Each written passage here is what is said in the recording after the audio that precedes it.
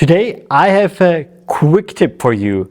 So I have a quick way how to increase your click-through rates on your native advertising campaigns or ads within just a few minutes. In this video, we will take a look into how dynamic placeholder are working on traffic sources like Taboola and Outbrain. Hi everyone, my name is Marcel Sattler. I'm the founder of PurpleBlack, a native advertising only agency. So what we're doing on a daily basis is we run native advertising campaigns on the big major platforms like Taboola, Outbrain, Gemini, but also many more. And today I want to share with you a real quick tip where you just have a few minutes time, but you want to increase your click-through rates on your ads. And especially now it's Christmas time, so maybe you have to share a lot of time with your family, but you still want to have most profits out of your campaigns. And I highly recommend you to use dynamic keywords. So dynamic keywords are more or less placeholders, which you can use also on Taboola, but also on Outbrain. And you can use them, and I'm pretty sure you already saw them in the real life. Because dynamic placeholders can be used, for example, for cities. So you see sometimes people in your city are amazed by this product. And of course, nobody's creating 3,000 of different ad copies here and just put in every city which they found on Google. No, they're just using dynamic placeholders. And the traffic sources like Taboola and Outbrain, they will fit your city, where are you currently located, into this dynamic placeholder, which means there will be appear automatically your current city where you are. To be honest, it's not working 100% accurate sometimes, but it's going better and better. So for example, we are living here in Graz. Sometimes when you're not in the direct city, there are, because the internet providers are not from the city, for example, there are some smaller villages outside which they put into the ads, for example here in Austria, but especially in the US it works very well.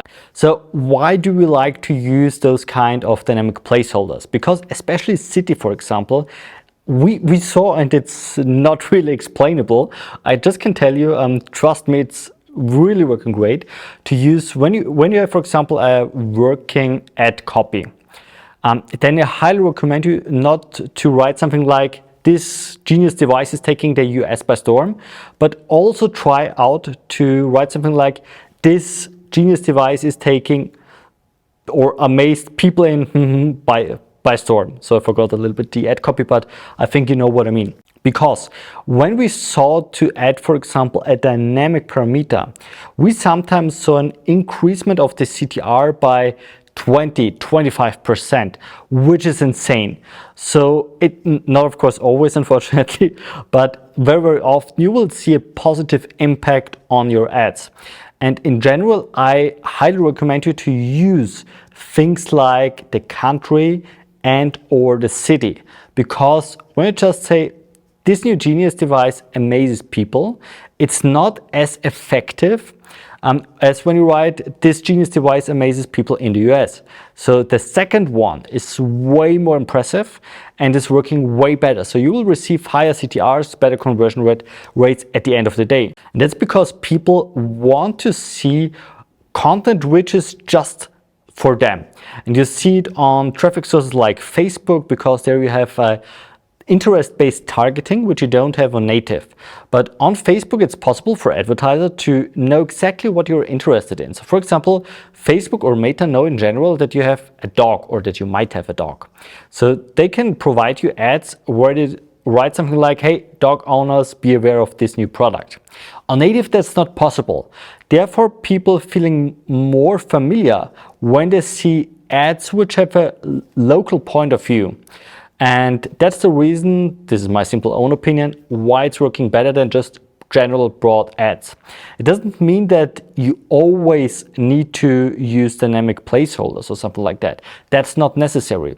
So we are using, for example, in the first iteration of our ads, also not dynamic placeholders, but in the optimization process, because then we have our baseline, we know the baseline CTR, and then we are using different tricks and mechanics to see how can we increase the CTR now. And for example, one method are dynamic placeholders here. The traffic sources also provides you more things which you're capable to do with dynamic placeholders. So as mentioned before, also Taboola, but also Outbrain is able to use dynamic placeholders. And I put you the detailed descriptions, how you can use them in the video description here on YouTube. It's very simple to understand. You just copy the brackets and paste it into your ads, but they also have some detailed descriptions and how-to tutorials how you do this. As mentioned before, the traffic sources are technically able to provide you more information on more dynamic placeholders. We saw in general that especially the city placeholder is working the best by far. Here's a quick information, because sometimes when people see, okay, the dynamic placeholders are working great, they just want to use dynamic placeholders. And don't run into this trap, because always when we see something is working, we still continue testing and still try to create different hypotheses to see what might be working better, or also just to have a fallback if dynamic placeholders aren't working in the future as good as now. So please don't make the mistake, and when you see dynamic placeholders are working for you, don't just put them everywhere on the ads. Still run some ads without dynamic placeholders, very classic style here. I hope you liked that video. If so, I would extremely appreciate if you give me a thumbs up, and of course when you subscribe to my channel to receive updates when I upload a new video here on YouTube about nothing but native. Have a good one. See you next time.